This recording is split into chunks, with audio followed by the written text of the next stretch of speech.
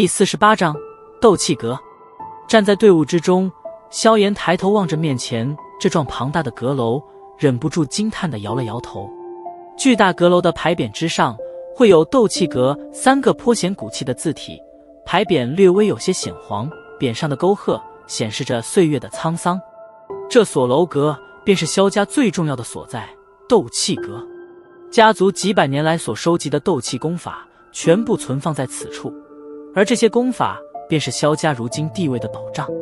作为家族中最重要的地方，此处的防守极为森严，平日里基本上是被列为禁地，就是连自家族人也禁止私自入内，只有在成人仪式举行之后，这里才会被暂时开放。